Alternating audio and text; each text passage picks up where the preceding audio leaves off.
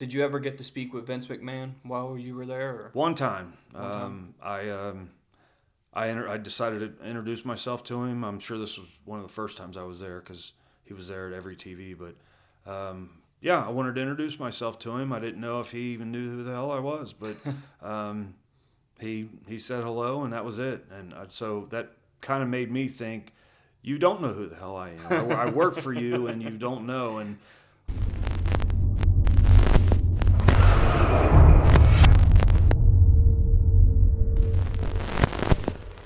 Our next guest here on Couch Conversations is a 7-time tag team champion for NWA, TNA, Impact Wrestling. Please help us welcome our next guest, Wildcat Chris Harris. thank you, Justin. I appreciate you having me. Thank you for coming on the show, man. I know you've wrestled in WCW, TNA, Impact Wrestling, and WWE.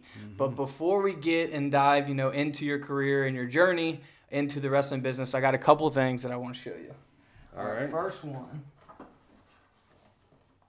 is this right here. There we go. I was wondering. I was looking at your collection, man. You got any of those? I got a few, yeah. Okay. We still sell some. So yeah, I'm glad. I thought I was missing from the bunch here, so I'm glad you got one. That's awesome. What was your thoughts when your first figure got released? Was that your first one, or was that a couple? No, we had there was a tag team set. You and Storm. Me and Storm that were released first, and then That was this with one. that was with the blue trunks on. Yep. Okay. Mhm. So yeah, that was really cool.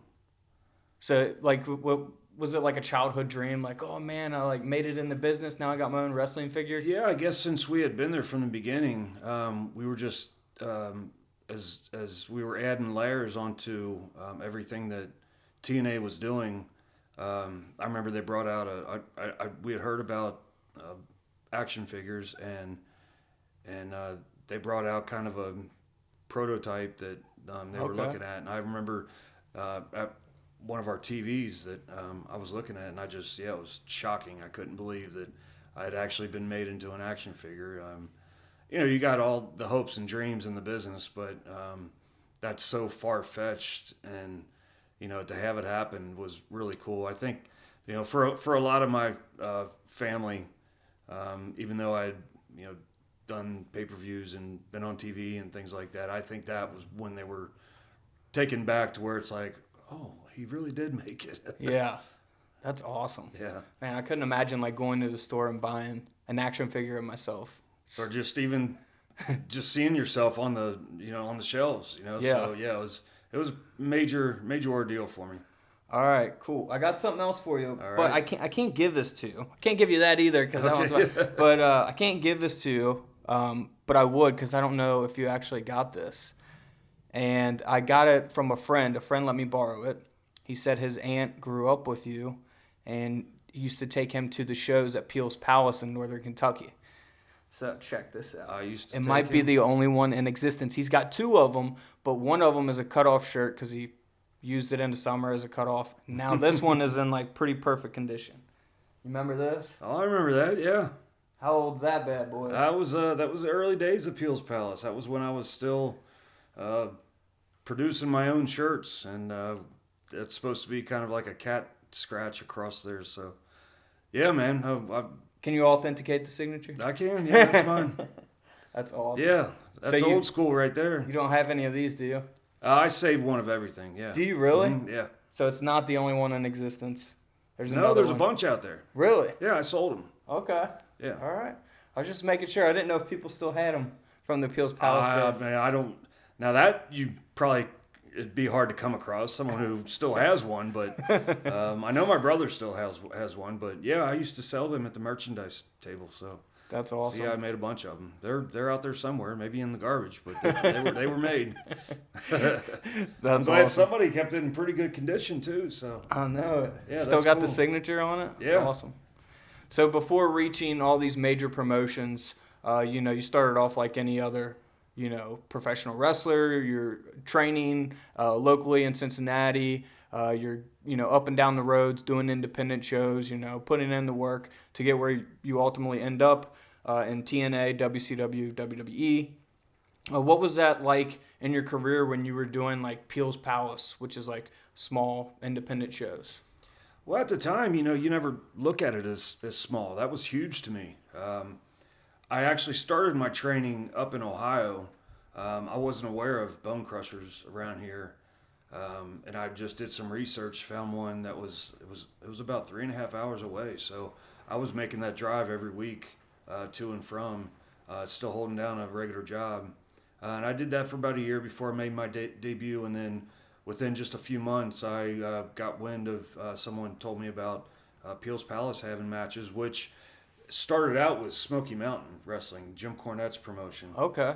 Peel's Palace was a part of that? Yeah, they were running there. I'm not sure how often. I'm assuming maybe once a month. But they were running there, and they wound up pulling out, and NWF stepped in. Wow. And so they had been there maybe 1 month, maybe two, and I asked to see the promoter and talked to him, and I was booked the very next month. So for me to get on something locally like that was a pretty big deal to me. And, my family and my friends could all come out and didn't have to travel or anything like that. So so that was exciting. But just what Peel's Palace became, I mean, the events we held there were they were huge to us. And the fans were, man, they had the energy that kept fueling us. So it was just exciting every month. I mean, that was our Madison Square Garden. That's was awesome. Peel's Palace. So yeah, it was very exciting, and we had a lot of a lot of angles that were run there, so that people kept coming back, and we had some huge crowds in that building. So I mean, I think back of that and have great memories of Peel's Palace. Abyss also was there also. He came in about a year after I did. So we came up together and did the indies together, and just kind of had similar paths along making our way into the business. So yeah, him and I faced each other many a times at Peel's. Way before the TNA days. Way before TNA days, yeah.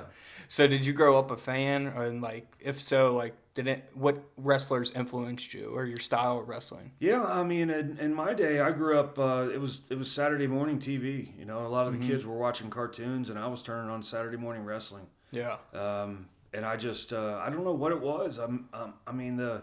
I was never much of an athlete in school, so I don't know if it was the athletics or maybe it was the showmanship, the drama, and all that just grabbed my attention. But yeah, as a kid growing up in it, the one that stood out to me, I was always a Randy Savage fan. Okay. He was the one that was just like my superhero. Something that wasn't just an actor on TV or one of those that we like in Hollywood. I mean, this guy was a superhero, and just some of the things he did just were incredible. And so as a fan, I fell in love with everything the Macho Man did. I just thought it was really cool, and came up in those years watching him, and I was back and forth between WWF, NWA, WCW.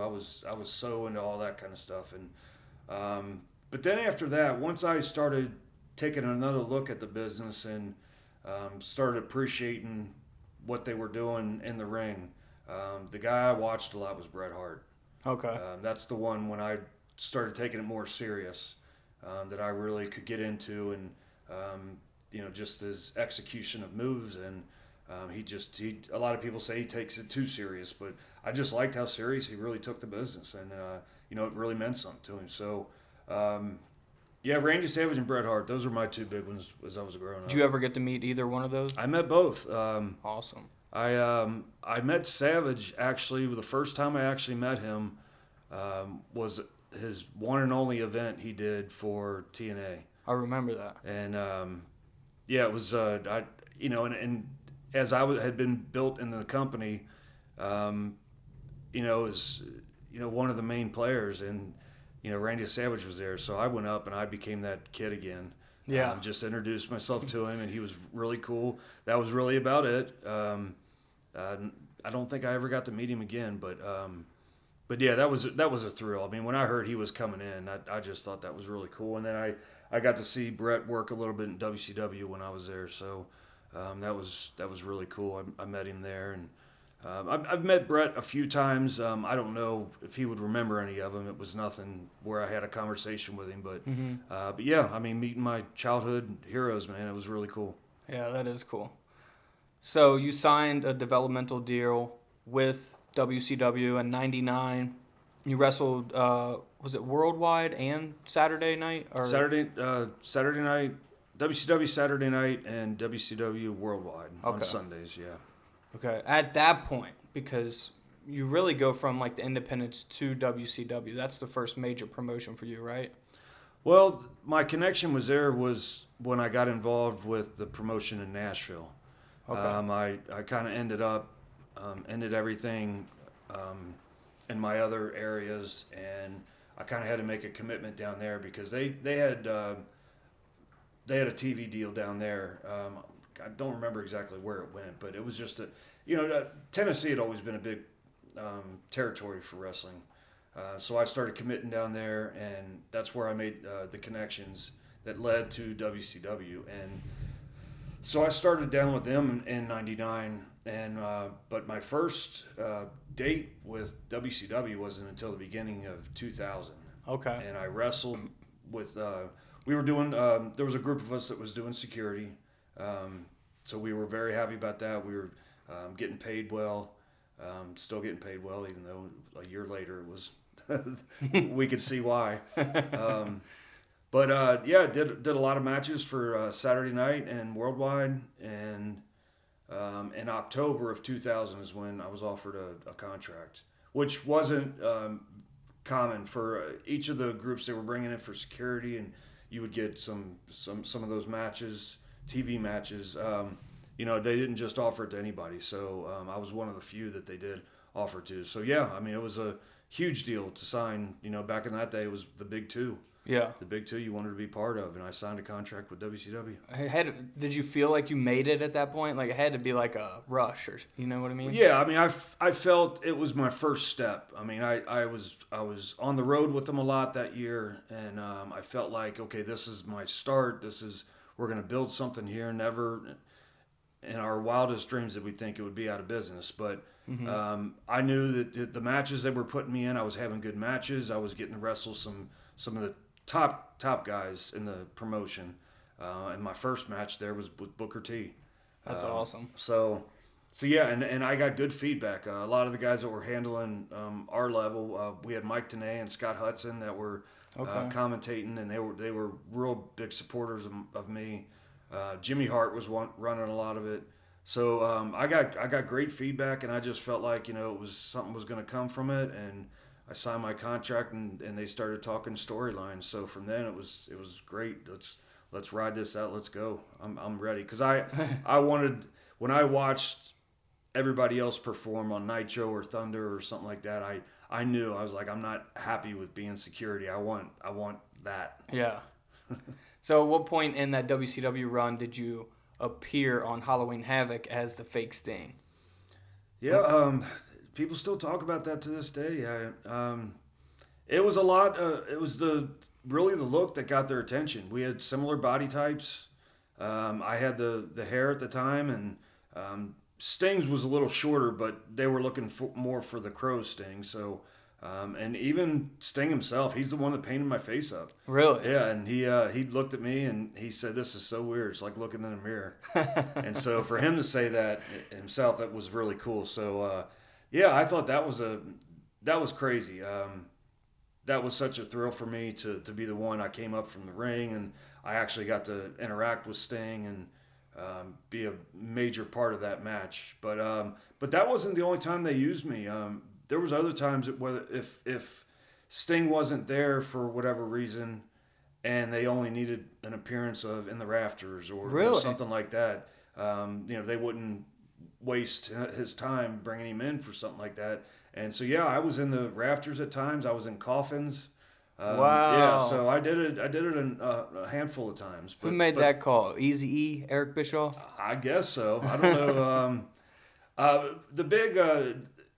The big supporter for getting the contract signed at that time was Terry Taylor. Okay. So, and I'm sure he was in with the creative, making things happen. So possibly when they came up with that idea, I'm sure he was a big supporter for me, and I'm sure they all took a look and were like, hell yeah, that's a no-brainer. So yeah, whatever it was, man, it was pretty cool. That's awesome. So what was it like for you and other talent in the business at the time that WCW closed its doors in 2001? Because the business was like on fire, Yeah. and then you got the Monday Night Wars, and then they closed down. You know, Steve Austin's doing his thing on Raw. What was it like for you guys? Yeah, I mean that's just back then it was just unheard of for one of the big two to close their doors, for one to buy the other, and that. But that's for those that were on my level. That's exactly what it was. The door was closed. Um, the top guys they were going to ride out their contracts, Mm-hmm. so they could sit home for quite a while and do that. And then the top to mid card guys are the ones WWE took. Um, and then they still had a developmental group that a lot of those guys they sent um, for more development. But they had their pick of the litter, man. They could pick and choose who they wanted, and the guys that were at my level, they really weren't taking a look at. So yeah, it was back to square one for me. But I mean I don't know exactly what I was thinking back then, but I'm sure I was feeling that hey, I signed a contract with WCW, so if I could do it the first time, then I felt like I could really do something else. So I try to keep high spirits. There you go. So you mentioned you got to wrestle Booker T. You've been in the ring with Kurt Angle as well, Sting, and many others. I mean, top guys in the business. Do you have a favorite opponent? Well, that's hard to say. Someone maybe you gel with easy? I had really good matches with Christian. Okay. We were, when it comes to TNA, I got my first opportunity with WCW. I got to get in the ring with Booker and Shane Douglas, Kurt Hennig. There was just a lot of guys I was, still at that point, still starstruck. But once we got into WCW, we had some credible names that were coming in there, and Jeff Jarrett was our leader. So it was great to have those names come in to really give some notoriety to our company. But of course, from the beginning, I started working in the tag division, so there were a lot of I had some favorite opponents as tag teams, but. Yeah, when Christian came in, I felt like I had real good chemistry with him. And as far as singles, I got to work with Jeff Jarrett a lot in singles, and he's one of the best workers I've been in there with. So, of course, it wasn't much on the main level with Abyss, but I'd wrestled him all over the country, and we had really good chemistry. And then, of course, with Storm, before we even were tag teaming. We were opponents in the Tennessee area, so I had really good chemistry with him as well. So yeah, I have a lot of favorite opponents, and we just made it work. It's even better when it would make it on TV, so to where the world could see. That kind of leads to my next question. You mentioned James Storm. He was your tag team partner, America's Most Wanted, and TNA. How did that all come together? Did you always see yourself as a tag team guy or a singles guy, or? No, we both saw ourselves as singles guys. We had a connection with Jeff from WCW. And when we had heard of the promotion starting up, we wanted to be a part of it. And lucky for us, they were kind of doing a run-through in Nashville for the upstart of the promotion. They were doing a lot of they tried out the broadcasting team. They were trying out their announcers. Just a lot that they were kind of doing a run through at that time. But it was also kind of a scout for talent as well. And Storm and I wrestled each other on that night. And it was probably one of our best matches that we've ever had against each other. And we got the word from Jeff when we got back. He said he'd be in touch. And within weeks, we got a call from Bob Ryder, who was helping put a lot of the talent together, and we were booked on the first show. The first show we weren't together. I was in that gauntlet for the gold, and Storm was in a tag team match. But within that very next event, the second TNA show, they had us teaming up, and I think it was one of those cases where starting the company, there was just so much going on, so much to do. And as far as your talent pool, you're there to build new stars, but you also have to have some credibility with some main names. And they were kind of getting the whole situation together. I think they knew they wanted us. They wanted to do something with us. They just didn't know what to do. And so it was kind of an easy fix. Put them together. Let's see what we got. And even though Storm and I had looked at it like we're going to have, we want to have some singles runs here. When they put us in a tag team, we got together and just got a level head about it and was like, look, this is our opportunity. Let's make this work. If they're going to put us together as a tag team, let's show them that we're going to be the best tag team out there. And you did. And we did. 7-time champ. Yeah. There you go. You spoke on Jeff Jarrett, so you kind of covered that. You said he was great to work with in the ring. Oh, yeah, great to work with in the ring. And Jeff was our leader. I mean, it's hard to believe. I don't think a lot of people have gotten the appreciation of what Jeff was doing until maybe recently, because he's been doing a podcast now. Mm-hmm. So he's given a lot of the inside to the upstart of the promotion and how to run the business. And it's just amazing of what that guy was doing morning till night. I saw him at the events, but that guy was working every single day, meetings all the time. So he had grown up in the business, so you can kind of see where he had that knack. Jeff, I thought he was great for us. He was great to learn from, and he carried the company on his shoulders for a long time. So I have a lot of respect and a lot of appreciation for what Jeff gave us. Awesome. I think a lot of fans like myself, we're always kind of curious of what it's like backstage. So for an example, like at the Impact Zone for TNA, what was it like in terms of, are there a big group of wrestlers kind of gathered around, watching the show, staying the whole show, or is kind of wrestlers coming in, doing their match and leaving in and out, or how is that backstage? Well, it's an all-day event. From the time you get there and you get a full belly of food, and the work day starts from doing pre-tapes to whatever the case may be. We were talking about the action figure. If the action figure company was there, then they had to pull you aside to do things like that. It was just a full day of whether it be interviews or a lot of pre-tapes. So you have to be ready for those. Going over your matches. I mean, just it's a complete day. So.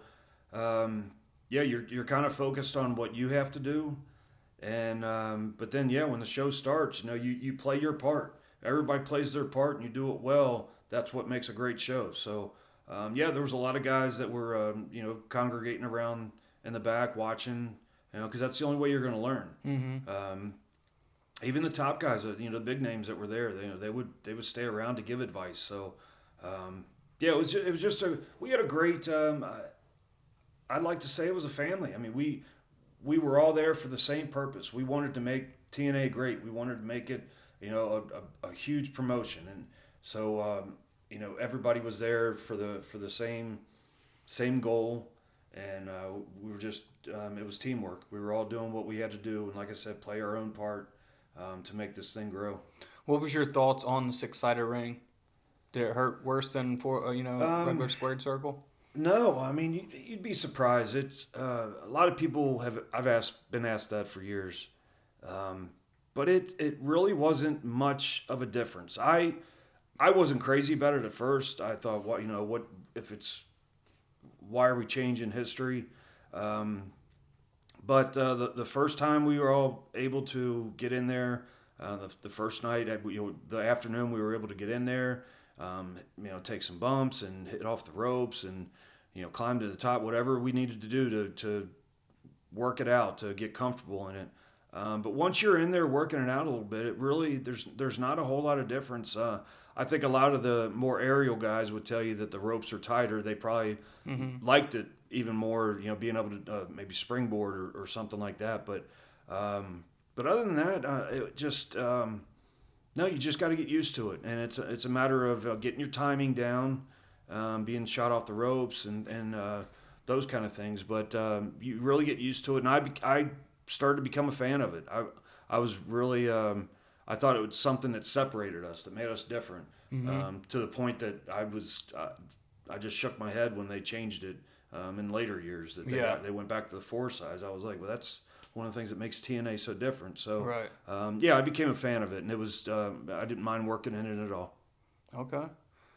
I hear all kinds of different stories about the 6-sided ring. Some people have called it a playpen in the past. Playpen? Yeah.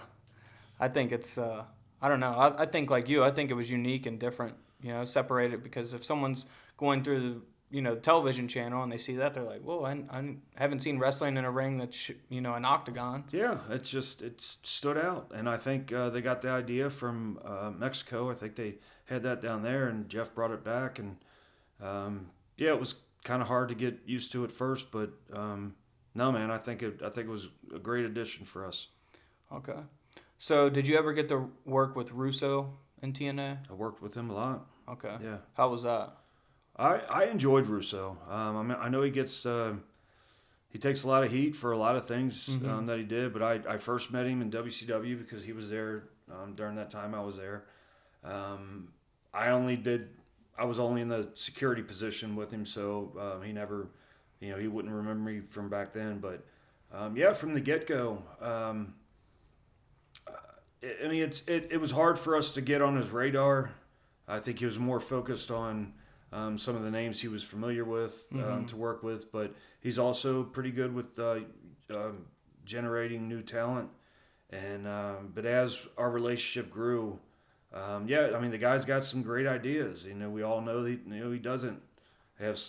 Sometimes he doesn't have such good ideas, but that goes for everybody. Anybody that's put in that position, you're not always going to have great ideas. Right. And a lot of times he had his ideas filtered down so to where you just throw stuff against the wall and see what sticks. But he was a big proponent for me in my singles run with Jeff. He helped me a lot in there. He had some really good ideas for our tag team quest, and even later on, he was there. He was there for after America's Most Wanted was done. So I really enjoyed working with Russo. I thought we had good connection. We had good communication. So if there was something that I had questions about, I felt like I could go ask him. Okay. We had many conversations on the phone. So I enjoyed working with Russo, and I feel like he's an asset to a company. Just as long as you don't. Sometimes it's better to have the maybe you call it the democracy. Where he throws some ideas out and gets some input from everybody else, and everybody you instead of having just one person, creatively make the decisions. Yeah, not everybody's going to have all great ideas, so that's just how it is. So, but no, I enjoyed working with him. What's your thoughts on creative and storylines now in the business? WWE, Impact, or AEW, NWA, and so on. Well, I think that's a lot of the problem with nowadays is there's not a whole lot of storylines. It's just get in there and wrestle, and two guys have a issue with a title, and they're wrestling for the title. It's just not. You just don't get emotionally invested as much as we used to. We would work to really get the people caring about what's going on and what happens next week. And God, you got to tune in because you can't miss it. I'm still of that mentality of because when I was coming up, it was Monday night was the night. Yep. It was just you couldn't miss Monday night for whatever reason. And I'm still thinking that like when Mondays come, I'm thinking Monday Night Wrestling. This is cool, but then I might turn Raw on, and 5 minutes into it, I'm ready to change the channel. It just doesn't get you the way it used to. So a lot of people call me old school, and I try to keep up with the times. I'm with a lot of the younger generation now, and see what they like and what they admire and what they watch. And but the truth is it's just not the same as it used to be. And I think if we had more storylines that people cared about that could really get invested in, then I think that's much more than whatever fancy move you could do in the ring. I mean, there's no doubt about it that the guys nowadays are more athletic than they ever have been, Right. much more than me. But you can do the fanciest move in the world in there, and that's not gonna get you to watch next week to see the next move. You want to progress that storyline. So, Right. but I still watch. Still try to keep up with all the product, and there's some I enjoy, and there's some that I really do not. That's kind of how I am. I listened to Eric Bischoff's podcast, and he talked about, his time in WCW. What he tried to have is that surprise factor. People want to watch because they don't know what's going to happen next because there's all these crazy things happening every week. And I think AEW kind of did a good job with that with Chris Jericho and Inner Circle. Like, it made me want to tune in the next week. What's the Inner Circle going to do this week? I think Jericho just did a hell of a job just pushing and, getting over with the Inner Circle. Yeah, I'm actually a big fan of AEW. There's a lot of the guys that I want to strangle sometimes because of maybe their performance, but AEW is I think they're trying to do it right. They're trying to involve some more interesting factors to make you want to watch, to make you want to tune into next week. So. I mean, they still have a long way to go, but I love watching them. That was the first program in a long time that I could actually watch start to finish. My wife and I would watch the program, and I wouldn't have to fast forward a bunch of stuff that I just didn't care about. So, I'm a fan of AEW, and I can't wait to see what they do. The more they bring in. They try to keep it exciting each and every week and try to add more for what's coming next.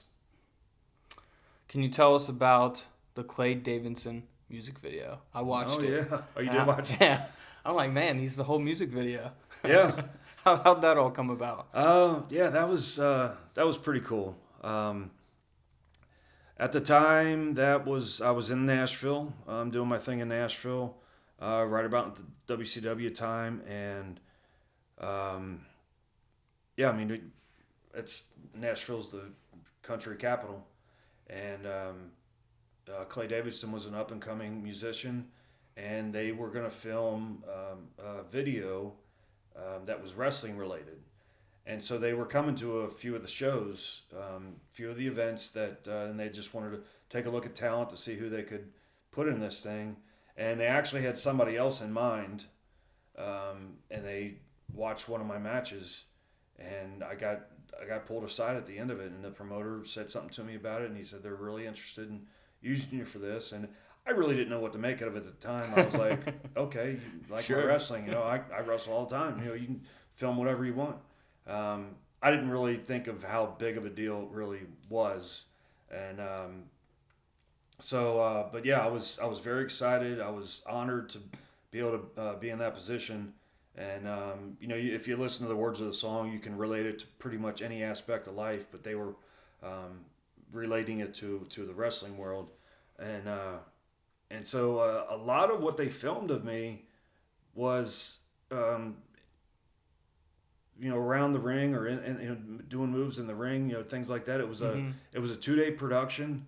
I showed up, I did what I was told, and and I got the finished product. And even just when I first showed up for the thing, to see how big of a deal this really was. I mean, it was going to be a country music video that was on CMT and all those stations. It's before the YouTube days for all the young people watching. I actually I wasn't a country fan at the time either. So really, once this came out, I was flipping on CMT all the time just to try to see my video, and I always thought it was cool. And so as I had the channel on, I would start to listen to the songs and see the videos, and I remember seeing Toby Keith on there, and I thought he was damn good. Some of his videos, some of his music, the words to his music, lyrics, and so I became a Toby Keith fan, and then just became a country fan after that, just from trying to search out my own videos. So, but it was cool, man. It was really cool to. because I hadn't necessarily made it on the big stage of wrestling, I was being recognized more from that video than I was Really? wrestling. Yeah. Wow. Did you get to meet Toby Keith when Jeff brought him into Yeah. TNA? Yeah. That's cool. Yeah, it was really cool. That's awesome. So, you got to work with Dusty Rhodes also, in TNA. Is that the only place you worked with Dusty, or? That was probably the first. I can't remember a time before that, but we went. We did some indies with him as well as we developed our relationship, and Jeff and Dusty were very close. So, but yeah, when Dusty came in, somehow we just all wound up becoming really really close together. We did a lot of 6-man tags with him, which was just he just made it fun. I mean, just being around Dusty, it's hard not to have a smile on the entire time. And we would do all the work and tag Dusty in, and Dusty come in and be Dusty, and it was just really nice to be part of that. Then when they brought Dustin in, and it was kind of like the four of us they were like honorary members of America's Most Wanted. So it was really cool to be able to work with Dusty and Dustin a lot. And then I'm sure we'll get to this later, but even my WWE days, Dusty was helping run. Okay. Developmental. At the time, yeah, it's developmental. This is before FCW? NXT. It was FCW, yeah. Florida Championship Wrestling, and Dusty was a big part of that. So, but yeah, I loved working with Dusty. I mean, he's one of the best. You can't go wrong by learning from him. Yeah. What's some of your favorite TNA moments? And anything, matches, storylines, opponents. Oh man, I don't know if we have enough time for all that. You got anything that sticks out? What was it like winning the tag team championships for the first time? First time was just, it's almost like it doesn't even sink in when it first happens, because some of the later ones I remember more because it had sunk in and I wanted that taste again. I wanted to be champion again. So, but yeah, the first time, I think what was going through our minds more than anything is that these are the same titles, these are the same championship belts that Arn and Tully won, that Rock and Roll Express won, the Road Warriors. Yeah. I mean, we were going to be in the record books alongside those names, and that to me was a thrill because, like I said, when we found out that we were going to be a tag team, those were the kind of tag teams that we watched, the old school guys. That's what we came up on, and it was good.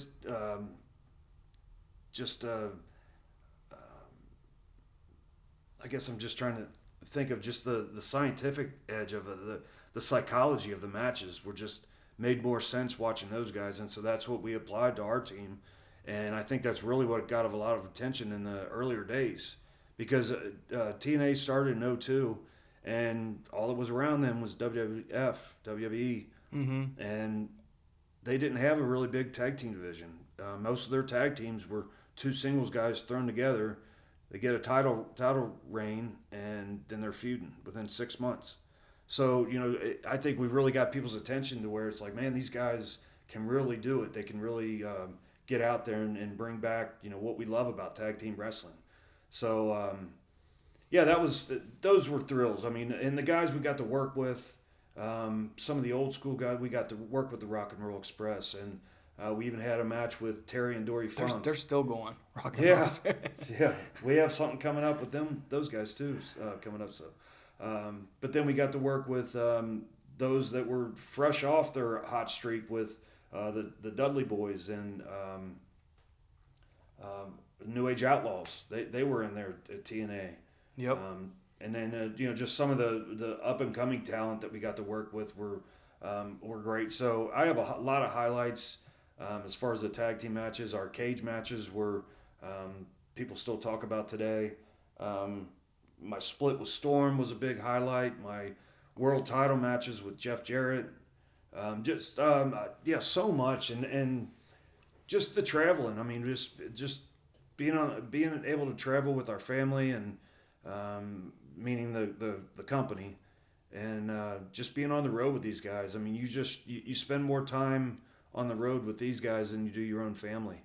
And so just to be able to day in and day out, make these relationships that you still carry on to this day. So yeah, so many highlights. I mean, that was definitely the best part of my career were my TNA days. That's awesome. Man, that clip that they show, it's you, right? On top of the cage, you're running, and then you jump up, take your legs around his neck, and then throw him off. Well, Elix is the one that... Okay, Elix you were a part of that match. Yeah, right? I was the one that fell. Okay, yeah. You were sitting on top of the cage. Yeah. Okay. But yeah, Elix Skipper, that was a match between America's Most Wanted and Triple X. I've watched that so many times because they always like put it on stuff. Yeah, it's a highlight for a lot of different. I mean, it's like every year comes around and it's out there in the social media world that hey, so many years ago to this day, and yeah, Elix did an amazing feat doing that, and that was a long way to fall, but what'd that feel like? It didn't feel good at all. I mean, it's hard enough just taking a body slam. You feel it more later than actually in the moment when you got the adrenaline running, don't you? I think that goes mostly with any kind of a slam. You feel that, but something that far down, I mean, any time of a big slam, you're gonna feel it at the time too. I mean, you gotta take it and kind of get your bearings back and move on to the next thing. But yeah, Elix seems to get a lot of the credit for all that, and they forget about the poor guy that fell onto his back. So, do you have any, taking moves and bumps like that? Do you have any, lifelong injuries from the business? Oh yeah.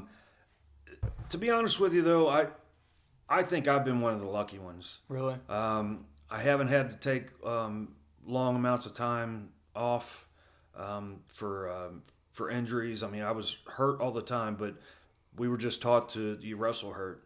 No back surgeries? But no surgeries. That's one of the things I feel like I've been very fortunate with. But being in the business, it's going on 28 years now. Yeah, I mean, I feel it every day. I'm in a lot of pain every single day. There's certain things that I can't do.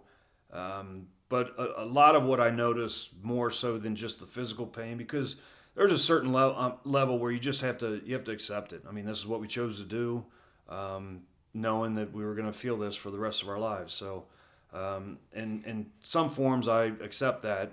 But I've also been one that hasn't not dealt well, but I've had a lot of head injuries as well, like with just the concussions. I've had a lot of memory loss, and so things. When it comes to things like that, that's kind of hard to stay focused and as you continue on with your life, just because of the head trauma. But I do my best, and I got a great wife that she tries to keep me on the straight and narrow. And if I forget what I'm talking about, she understands. So, but yeah, I mean, it's just something. It's part of it. But for the most part, I'd like to consider myself lucky. I mean, nothing major, no career-threatening injuries or anything like that. So I've been pretty good. That's good. I want to bring up the Steiner Brothers because they just got inducted into the WWE Hall of Fame. They were a great tag team like yourself and Storm. Did you get to work with Scott when he was in TNA Impact Wrestling? Rick and Scott were there. Also got to first met those guys in WCW, but we never did a tag team match with them.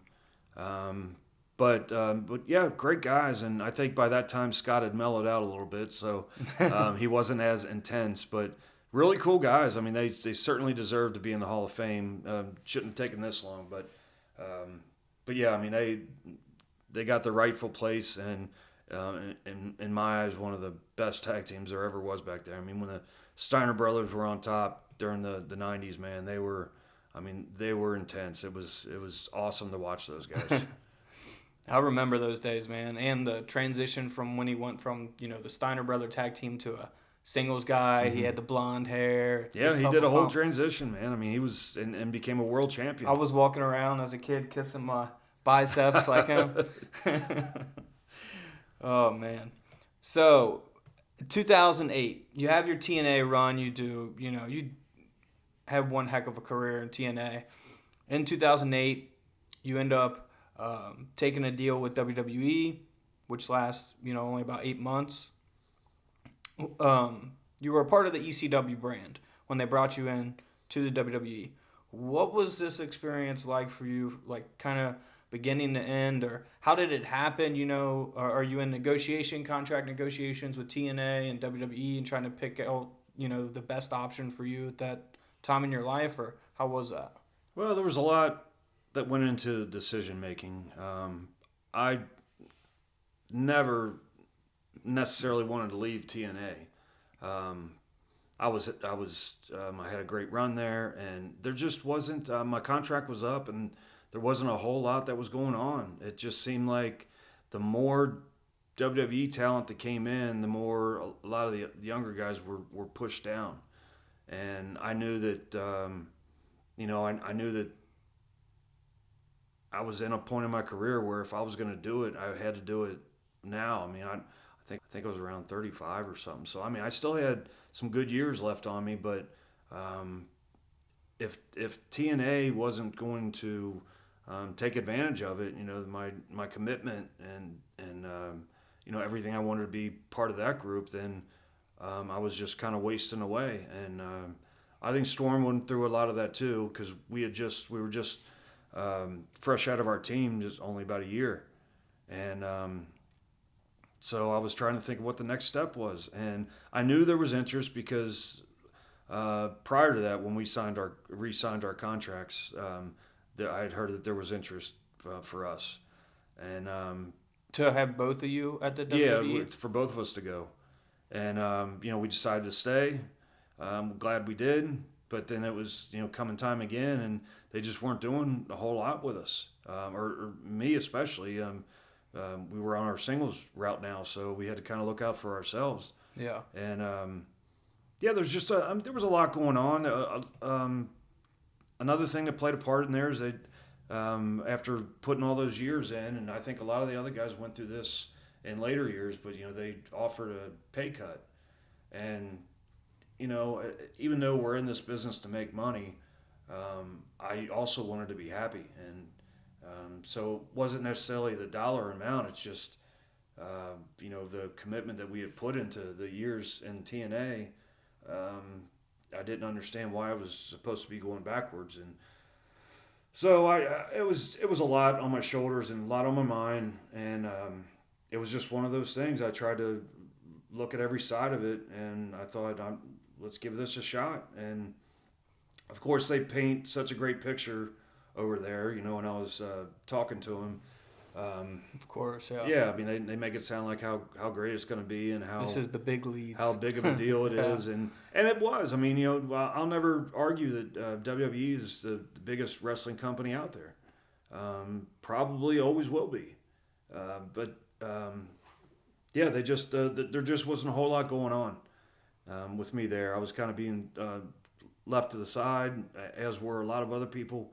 And my contract was up, so I just decided to make the move and see what happens, see where we went with it. And so you were asking how the transition went the whole time. Yeah, I mean, in the beginning, I thought everything was going to be good. I mean, because they just were so high on me and things that we were going to do, but it quickly changed after that, and it just became one of the worst experiences in my career. Did that change starting with the Braden Walker name change, and how did you feel about not using Wildcat Chris Harris? The thing with that is because a lot of people that have supported me through that whole ordeal, they rip on the name and the look and just. I feel like I had enough confidence in myself. I could have made anything work. So the name necessarily, it didn't really bother me that much. I kind of figured going into it that I was not going to be using Wildcat Chris Harris. We just get annoyed as fans when they do that. You know what I mean? Yeah, I mean, especially if you have made a little bit of a name for yourself with that name. But I knew the business, and I knew that they want to own their property, right. And so I kind of went in thinking that was it, and I'll take whatever we get worked out. What I didn't expect is for them to, in a matter of hours, put this name together. There was no thought put into it whatsoever.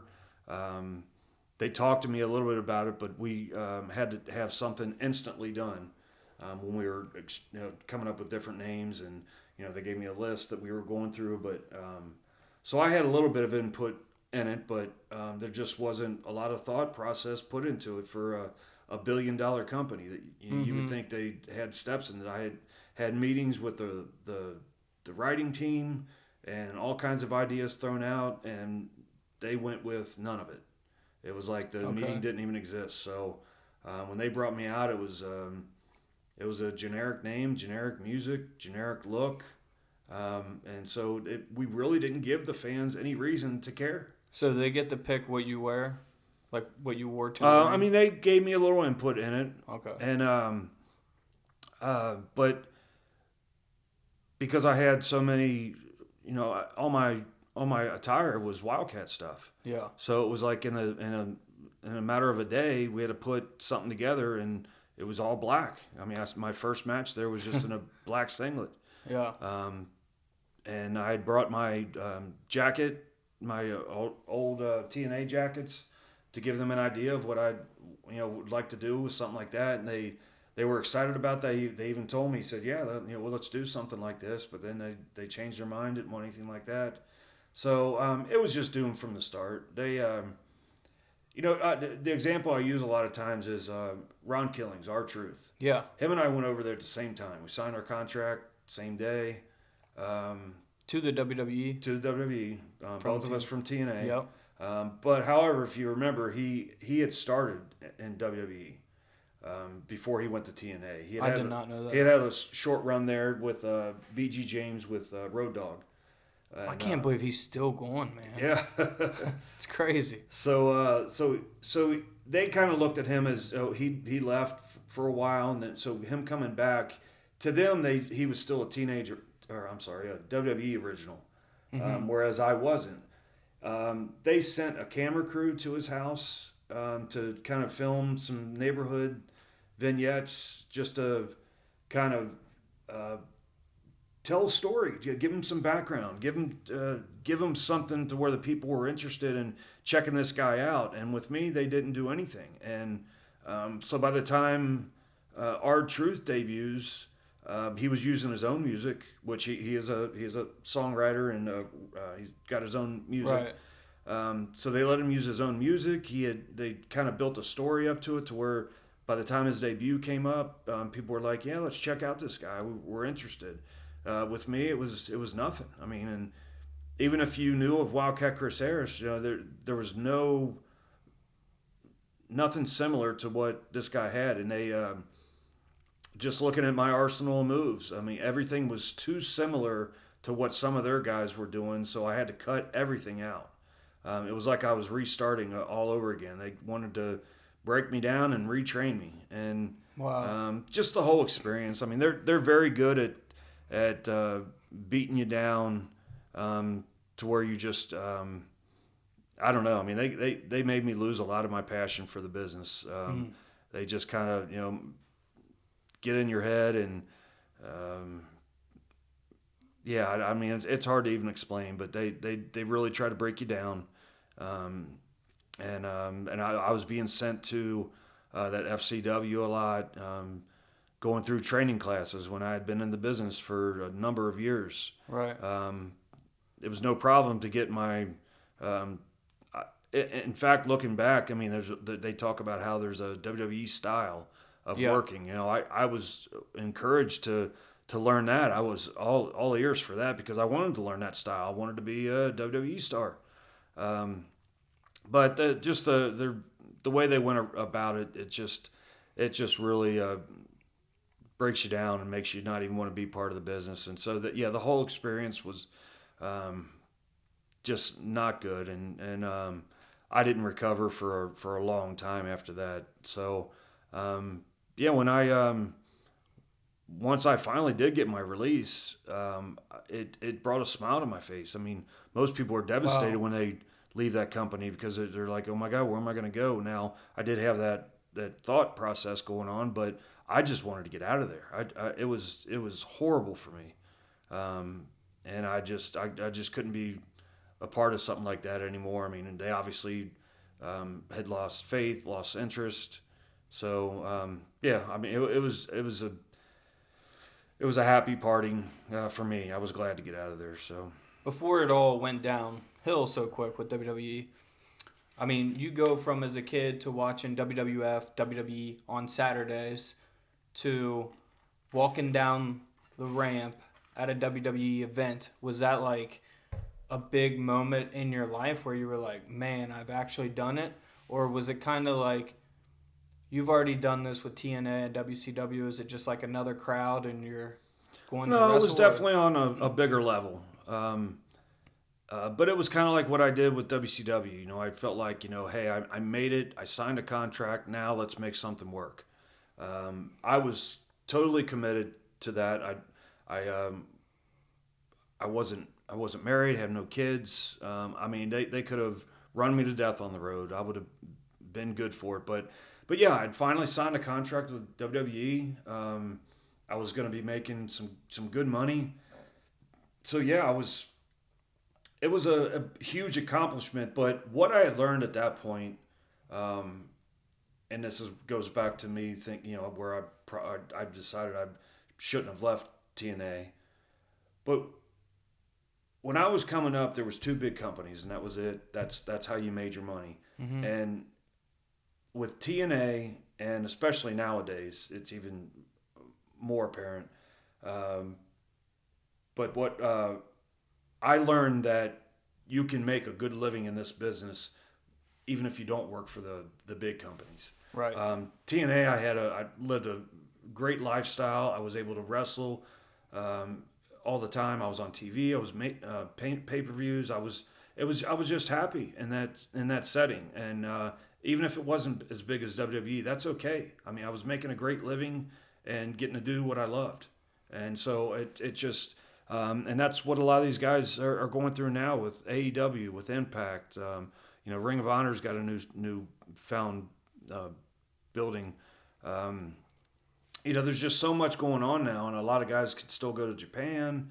Yeah. There's just so many opportunities out there right now, even the indie levels. I mean, Yeah. if you get a decent name for yourself and you're willing to travel, even on the indie level, you can make a decent living. You know, you got merchandise. I mean, there's just so many things out there. You don't have to be a WWE guy to make it. And with social media, I mean, you build up your value of your name through, you know, having a contract with one of these promotions that's, you know, televised or on YouTube or whatever.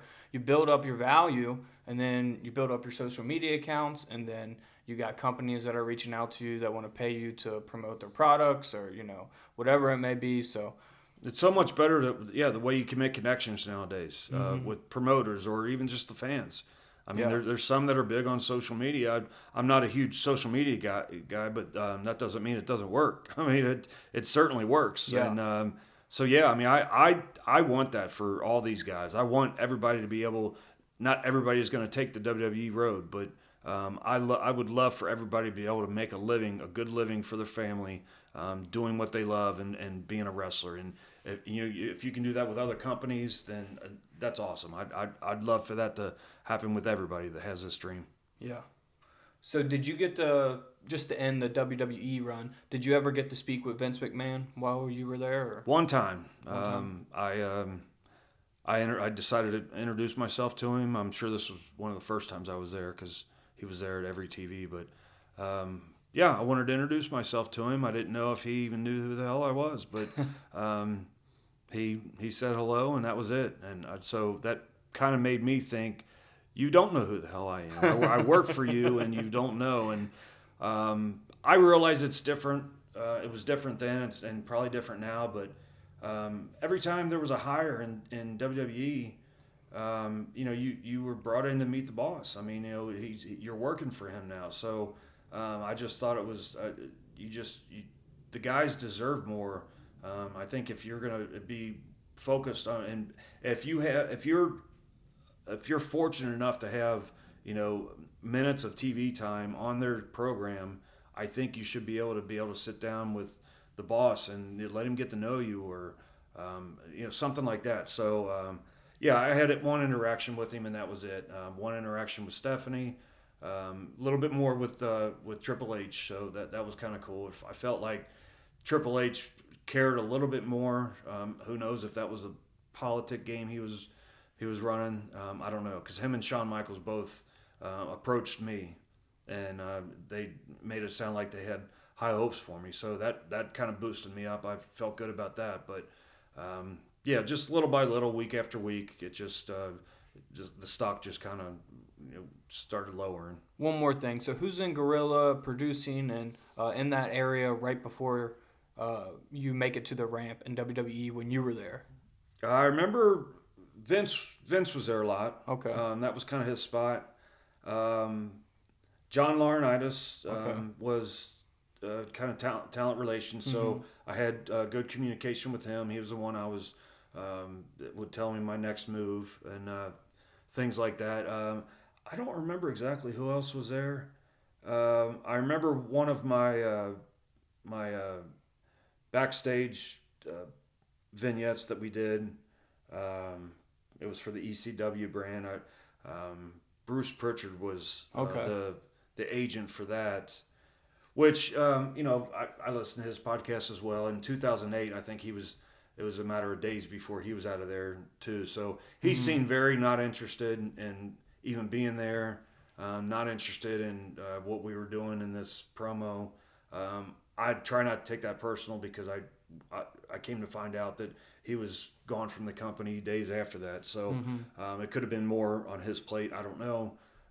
But yeah, I felt like I met a lot of the big wigs. Just nothing happened. Do you still see these guys that you kind of grew up in the business with, like at signings and do you go to Comic Cons or anything like that, like wrestling signings? That's one of the big things I've gotten into is a lot of the conventions. Yes. Yeah. I've been doing that for several years now. COVID took a hard turn for that, but it's starting to come back a lot. So yeah, that's one of the best parts about it is not only getting back out there with the fans and they come out and show the support and hey, I've watched you all the way back to this point, but yeah, getting to see some of the guys I hadn't seen in years, that's what I really love. Just going up to them and saying hey and just getting to talk for a short amount of time. I mean, the one I did not too long ago, Storm and I did, got to get to hang out with Earl Hebner again, and we had some fun times with him. Yeah, I got to see Gail again, which I'd see her from time to time in Impact. But yeah, it's just really cool. That's some of the fun times because we all have this bond together. All those road days. Man, I couldn't imagine that lifestyle, man. It's a rough lifestyle, but it seems like it's fun from someone else's perspective. Like, oh, I get to travel, but it's not really like what it seems, right? And especially if you do have a family at home, taking time away from them, I get that. I mean, there was times where if we were flying into a city, a lot of those guys would take the latest flight they possibly could the day of because they wanted to spend as much time with their family. I would want to come in the night before. Yeah, so you were probably enjoying that. You were young. Yeah, I'd come in the night before and get a good night's sleep, get up, go to the gym the next day. So I was okay with that. That didn't bother me, but I certainly get both sides of it. But I enjoyed the road lifestyle. Planes didn't bother me, things like that. So yeah, it was fun for me. And that's one of the things I tried to take to WWE. I was like, "Hey, use me. I'll whatever appearances you have, I'm willing to do." So, but yeah, I enjoyed it. That part didn't bother me. Maybe in later years it would have gotten to me, but yeah, I try to have as much fun as I could with it. So you have your WWE run, 2008 that ends. You returned to Impact Wrestling a few times, throughout the years since then. 2021 being the most recent, where you came to be by your old tag team partner, James Storm, helping him get the victory over Eric Young. Unfortunately, it's the time during the pandemic, so there's no fans in the crowd or anything. Yeah. What was that like? That had to be a weird experience, right? Yeah, because I wasn't doing a whole lot of indies. I kind of reduced myself from in-ring things by that point, so The whole pandemic did. Yeah, I got a call from Scott Demore, who I've kept in touch with, and he's in charge in TNA, and it was going to be Storm's. What was it? Just 1,000th match, I think. No, I can't even remember. Yeah, I think it was the 1,000th 1,000th match. Yeah. And they were going to do a little something with him and Eric, and asked me about coming in. I said, absolutely, let's have some fun with this. But yeah, I wasn't ready for that. I know a lot of guys that just kind of got used to working without people, or maybe they didn't get used to it. That'd be hard to do. But I know I'd have had a difficult time with that. But yeah, when we went out, I mean, we just thank God we had each other to play off of, and there was guys in his corner, guys in ours.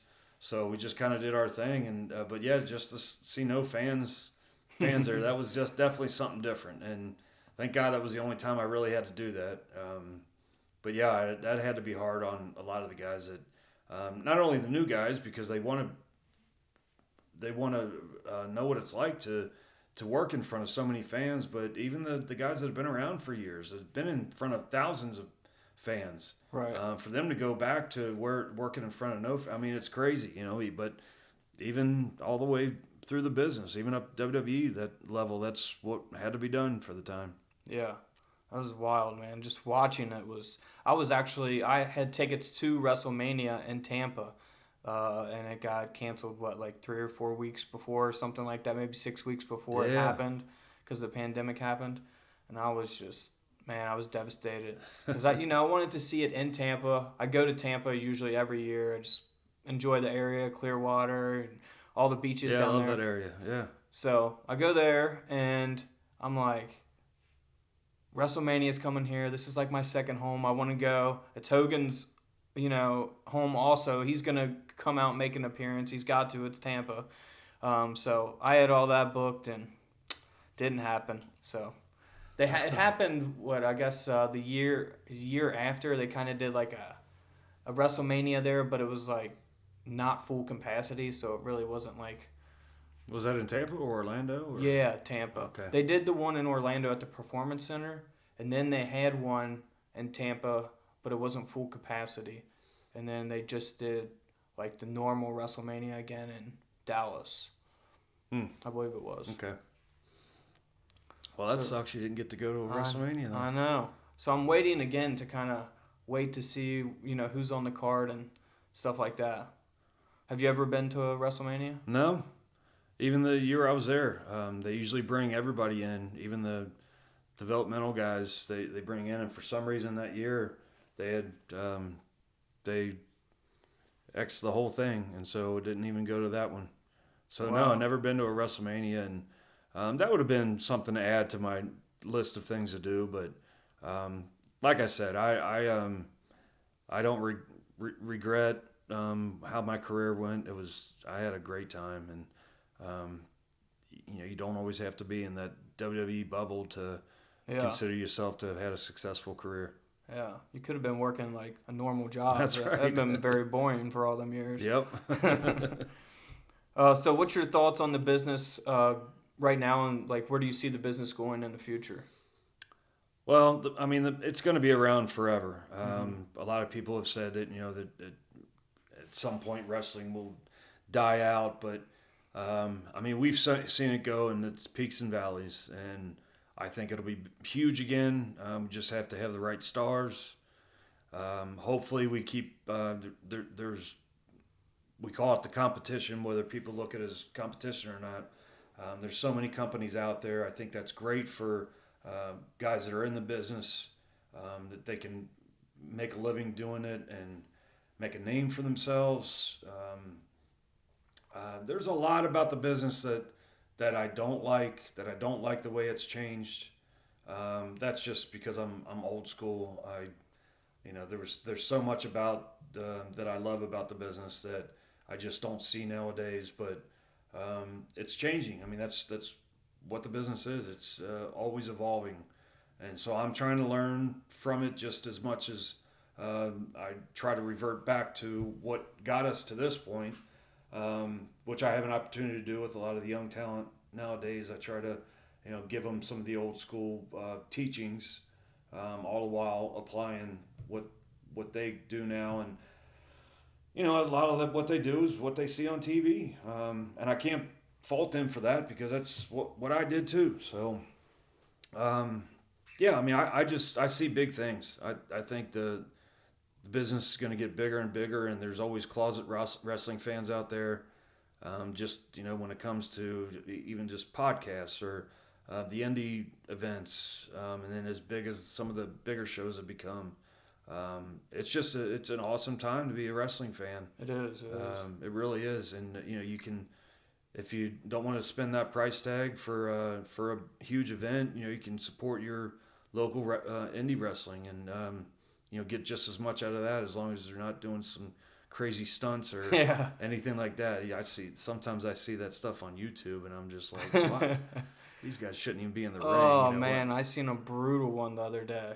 I don't even remember who it was, but it was two female wrestlers and they had like 20 chairs stacked up and she's like suplexing off the top rope into these chairs. It was scary to even watch. Like you could literally like break your neck and end your life right there, all for crazy looking stunt. And most of these the YouTube videos that we see, I guarantee those aren't the ones that are making any decent money at this, and they're actually they're out there trying to do these crazy stunts that are going to hurt themselves or hurt somebody else. And there's so much that the business should be directed different, but there's everybody's stubborn. We're going to do it our own way, and I go through it too. I mean, I don't do it myself anymore, but I have to really restrain some of these guys from doing crazy things on the independent shows. So I think keep it simple. It's all about selling, making it make sense, and telling a story to the crowd. Yeah, I mean, you can tell your story in facial reactions. Look at Hogan. He was never a great wrestler. He just connected with the audience. Yeah. He had the character, the charisma. If you get the connection with the audience, they're going to want to see you more than anything you can do in that ring. So, you have to be able to deliver because they do want to see some of that, but the connection is with you, with your character. So that's what I try to stress on some of these guys, and I see a lot of great futures ahead for a lot of these guys. Do you see anyone being the next Stone Cold or Rock? I'm a big MJF fan. I know it's much different than Stone Cold or The Rock, but he's just like so believable. Even on the social media, he's a heel. You know what I mean? At all times. Out of these younger guys, I mean, I'm actually an MJF fan because he goes out there and he does his job. He gets you to hate him. And nowadays people are trying to see what their personal side is and what their persona in-ring persona is, and how does that compare? And okay, I'll hate him in the ring, but I won't like him out. Well, he makes you hate him outside as well. So he just does good, and he's great on the mic. I mean, that's something that a lot of these guys just aren't capable of doing. Is a really good promo. Too much of it's scripted nowadays. Oh yeah, way too much. It's like reciting lines for an audition. The best promos out there were the ones that you felt. They made you feel what they were saying, and they made it believable. And I think every time MJF gets that microphone, man, he makes it real to you. Yeah. And whether even if it is making you want somebody to kick his ass, he still makes it real. He makes it believable. So a lot of the heels especially should pay attention to, even though this kid's young. I mean, they should pay attention to him. That's one thing I do enjoy about AEW is that they're giving their talent, more opportunities to kind of not be so scripted as WWE is. So it makes it, sometimes it's bad for AEW because you get someone that isn't really gifted on the mic and, they either go too long or don't really get their point across. But in other times, it makes it more raw and real for the audience. Yeah.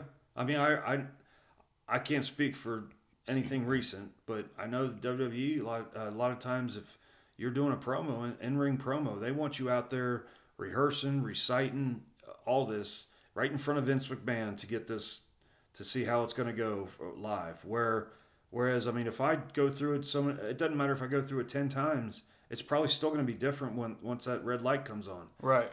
So yeah, I think the guys get the best experience by getting out there and talking from the heart. Awesome. Well, I appreciate you coming on the podcast. I want to talk about what you're doing now with NWF. That is in Cincinnati, Ohio, but you guys have shows in Cincinnati, Ohio, Northern Kentucky area. Most people don't know, that don't travel. You know, you got to kind of explain that Kentucky's only about a 5-minute walk from Ohio, right across the bridge. So what are you doing there? Are you training talent? Are you performing on the shows at NWF? And I know we have an event coming up this Friday, May 7th. Saturday, May 7th. This Saturday, May 7th. Ludlow, Kentucky. Yep. Bierkus Brewery. Okay. It's in Ludlow, Kentucky. That's one of our major stops. Everywhere we go, we're usually there once a month, once every other month. But yeah, I do a little bit of everything for NWF. It's a Northern Wrestling Federation. It's where I started. It's where Abyss started. And so I love being able to come back, and Roger Ruffin has been the head of this for ever since it's been around. And so I love being able to kind of take a little pressure off of him. Him and I can sit together and come up with some ideas for the shows themselves. But I'm at training every time at the training school called Bone Crushers. I will help these guys, critique anything I can for them, help them develop characters, help them develop promos, tell them what they're doing right, what they're doing wrong. And that's what I get excited about nowadays, because I don't perform much myself anymore. But I kind of get the satisfaction out of watching them perform. When I help them put something together and I know they have their heart into it, it's just as fulfilling for me to watch them go out there and do it in the ring as it was for me because I know I had a lot of passion for this. So when I would get it in my head and I knew what I wanted to do, and I would go out there in front of the fans and perform, it was an exciting feeling. It's just the biggest high in the world to be able to do that. And so now that I get to see all the other guys do the same thing, guys and gals, get out there and do it, it's just such a rewarding feeling. So NWF, we're on the road all the time, every week. We do a lot of events we call it the Future Stars. The ones that are training, we do a lot of events at Bone Crushers. Okay. Our next event there will be Friday the 13th. That's Cincinnati. That's in Cincinnati. Yeah. And but we hit Ludlow, Kentucky, Covington, Kentucky, Mount Orb, Ohio, Fairfield, Ohio. I mean, we're going all over, pretty much all over the tri-state. So we have done events in Indiana as well, but we kind of stick to the tri-state area. But NWF has been around forever. It's been around the longest.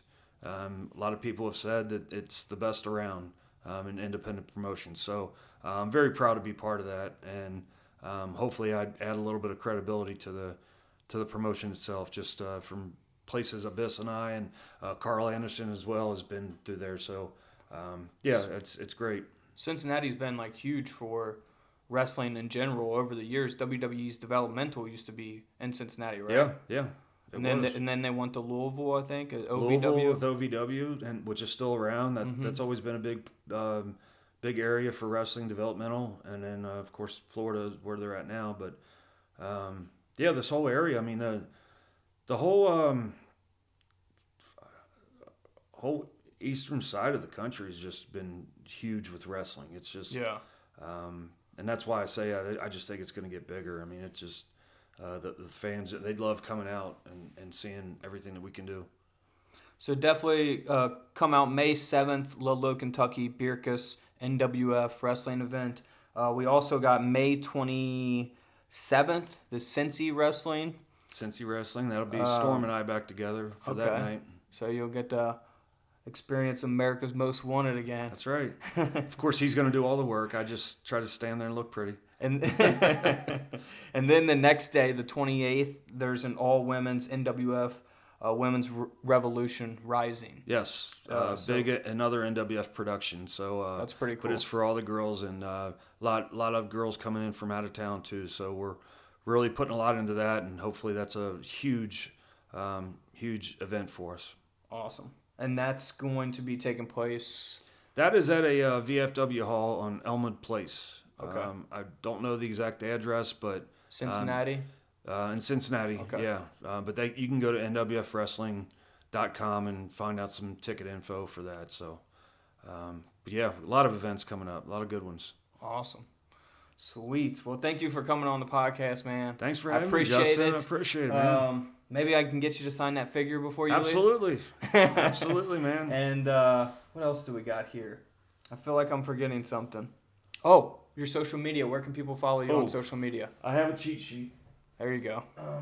You got to remember all the different names on Twitter, Instagram. Yeah, and I've had quite a few concussions, so that's my excuse. I am on, Twitter is probably the best thing that you can reach me with is at AMW Wildcat. Okay. My wife has me getting used to the Instagram thing, which is at AMW Wildcat Chris Harris. For any bookings, this is with my booking agency. It's www.lomopro or the Lomo Pro. It's TheLomopro.com. And also we have merch out there that you can get locally at shows, or you can go to amwwildcat.com. You can get t-shirts just like this. So awesome. Yeah, man. Got all kinds of things in the works, so I stay pretty busy, and like we said before, hitting a lot of the conventions as well. So, and trying to enjoy it in the after wrestling life. Good deal. I'll have to come to an NWF event soon. Yes, you will. You sure will, man. All right, thank you, Chris. I appreciate you coming on. Everybody, in the comments below, give it up for Wildcat Chris Harris. Thank you, guys.